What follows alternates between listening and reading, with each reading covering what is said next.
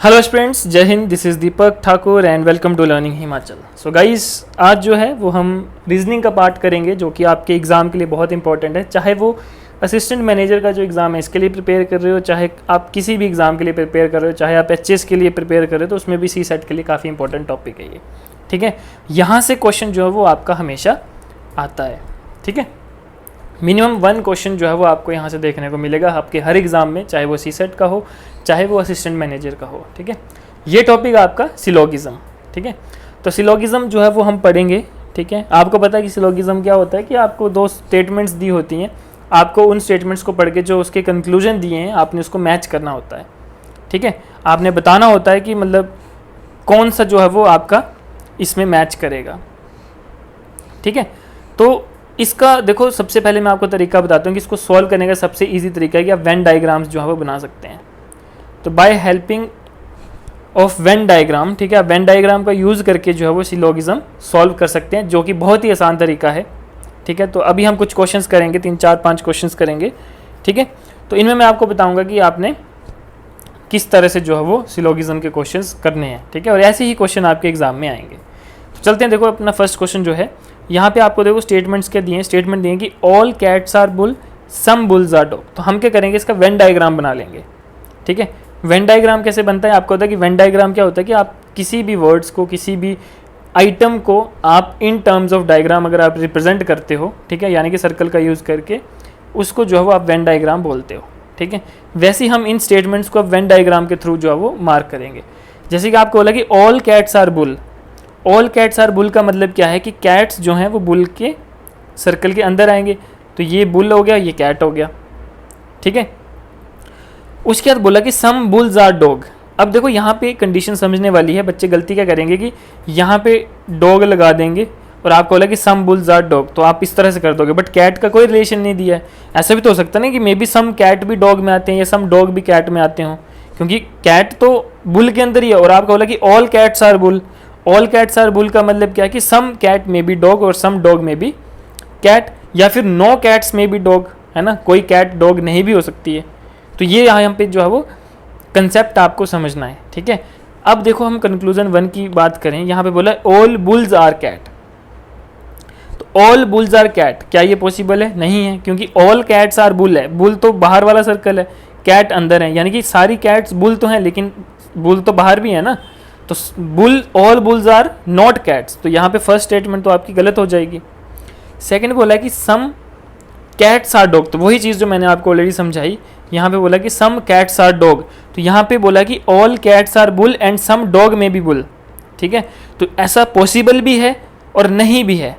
Possible क्या है कि सम कैट्स डॉग हो भी सकती हैं, और ऐसा भी हो सकता है कि क्या पता कोई भी कैट डॉग ना हो। तो आपकी सेकंड और थर्ड स्टेटमेंट बिल्कुल सही है।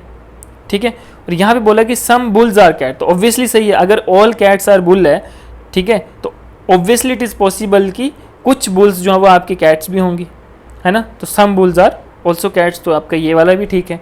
तो आपका इसमें कौन सा बना है? अगर सेकंड, थर्ड, फोर्थ आपका सही है, तो यानी कि आपका ऑप्शन नंबर ई कि फोर्थ ठीक है, और आइदर 2 और 3 में से कोई भी एक सही हो सकता है। क्योंकि यहाँ पे क्वेश्चंस में ही आपको क्लियर नहीं दिया है। तो क्लियर नहीं दिया है मतलब कि सिचुएशन बन सकती है, पॉसिबिलिटी की भी और इम्पॉसिबिलिटी की भी। ठीक है, तो इस तरह से आपने ये क्वेश्चन सॉल्व करना है। क्लियर? आगे चले। नेक्स्ट देखो आपका क्या है, यहाँ पे बोला कि all pigs are elephants and no pig are baker. ठीक है, all pigs are elephant. All pigs are elephant का मतलब क्या है कि पिग जो है एलिफेंट के अंदर, एलिफेंट आ गया बाहर। ठीक है, और आपको बोला कि नो पिग्स आर बेकर। तो देखो नो पिग्स, पिग तो यहाँ पे है, नो पिग्स आर बेकर, लेकिन ऐसा तो जरूरी नहीं है ना कि कुछ भी ना हो, है ना। नो पिग्स आर बेकर बोला है, तो मतलब कि नो बेकर्स आर पिग भी हो सकता है, और सम बेकर्स आर पिग भी हो सकता है, या सम बेकर्स आर नॉट पिग भी हो सकता है ना। ठीक है, तो और एलिफेंट्स भी है। तो एलिफेंट्स की अगर हम बात करें तो मे बी सम एलिफेंट्स जो है वो आपके बेकर्स हों और सम एलिफेंट्स ना हो, क्योंकि यहाँ पे आपको बोला कि ऑल पिग्स आर एलिफेंट, ये तो यहाँ पे प्रूव हो गया, but no pig are baker. No pig are baker, तो पिग तो अंदर एलिफेंट के, है ना। तो ऐसे भी हो सकता है, ये यहाँ पे भी आ सकता है, पिग यहाँ पे भी आ सकता है ना। यहाँ पे आया तो अगर ऑल पिग्स आर एलिफेंट हैं तो ऐसा भी पॉसिबिलिटी बन सकती है कि सम पिग में बी बेकर और सम बेकर आर नॉट पिग, है ना, ये वाली पॉसिबिलिटी भी आपकी जो है वो बन सकती है। तो जो आपका कंक्लूजन 1 है, स्टेटमेंट 1 है, ये क्या बोलती है कि some bakers are not pig. तो बिल्कुल ठीक है, ये अगर बेकर है, ठीक है, तो some bakers are not pig obviously, ठीक है, क्योंकि ज़रूरी तो नहीं है कि सारे बेकर्स जो हैं वो पिग ही हों, ठीक है। हालांकि यहाँ पे लिखा कि नो पिग आर बेकर, ठीक है, क्योंकि पिग जो है वो एलिफेंट के अंदर है, बट बेकर्स आपका इंडिपेंडेंट है, तो वो कहीं भी हो सकता है, क्योंकि उसका क्लियरिटी तो करी नहीं है ना। तो ये वाली स्टेटमेंट क्या रहेगी आपकी, करेक्ट रहेगी कि some bakers are not pig and some pigs are not baker. अगर some bakers are not pig है तो obviously some pigs are not bakers, तो ये भी सही हो जाएगा, ठीक है। फिर आप बोला कि सम एलिफेंट्स आर नॉट बेकर्स, तो यहाँ पे देखो बेकर्स अगर हम यहाँ पे इसको मेंशन करते हैं, है ना, तो एलिफेंट तो यहाँ पे है, तो some elephants are bakers and some elephants are not bakers, ठीक है। तो आपका स्टेटमेंट थर्ड भी सही हो जाती है, ठीक है। फोर्थ स्टेटमेंट बोली कि some bakers are not elephant, ठीक है। तो ऐसा तो जरूरी नहीं है ना, क्या पता ये जो बेकर्स है ये यहाँ पे हो, अंदर हो, है ना, तो ये भी पॉसिबिलिटी कि ऑल बेकर्स आर एलिफेंट्स। तो ये वाली जो स्टेटमेंट है आपकी मिसमैच हो जाएगी, तो आपका स्टेटमेंट 1, 2 एंड 3 जो है वो फॉलो होता है, यानी कि आपका ऑप्शन नंबर ए जो है वो बिल्कुल करेक्ट ऑप्शन है, ठीक है गाइज। नेक्स्ट चलते हैं, यहाँ पे बोला है कि all nibs are tips and many nibs are ribs, ठीक है।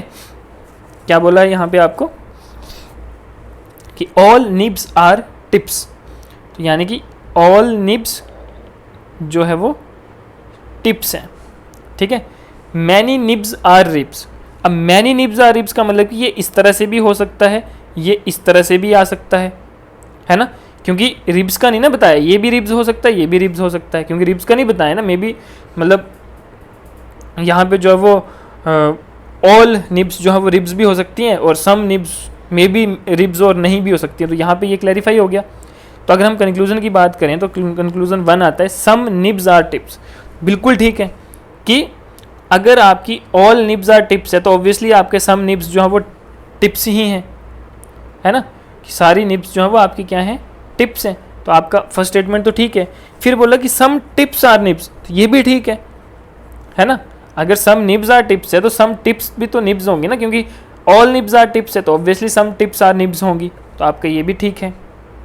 लेकिन आपको रिब्स का क्लैरिफाई नहीं दिया, रिब्स आपका यहाँ पे भी हो सकता है, रिब्स आपका यहाँ पे भी हो सकता है, तो रिब्स के लिए आपके दोनों सिचुएशन काम करें कि ऑल निब्स आर रिब्स भी हो सकती हैं, ठीक है, और साथ में सम रिब्स जो है वो सम रिब्स आर सम निब्स जो है वो रिब्स नहीं होंगी, यानी कि सम निब्स आर नॉट रिब्स, ठीक है। तो यहाँ पे कोई भी either of the one cases follow हो सकता है, तो आप इनमें से कोई भी एक फॉलो कर सकते हो, जैसे यहाँ लिखा ना आइदर 3 और 4 फॉलो, इन दो में से एक फॉलो होगा, दोनों साथ में फॉलो नहीं होंगे, ठीक है। तो जिस क्वेश्चन में आपको क्लैरिफाई नहीं किया है उस क्वेश्चन में आप कुछ भी जो है वो कर सकते हैं, यानी कि दोनों में से, जैसे जहाँ पे आइदर आ जाता है ना तो उसको ही आप मार्क करोगे करेक्ट आंसर में, ठीक है।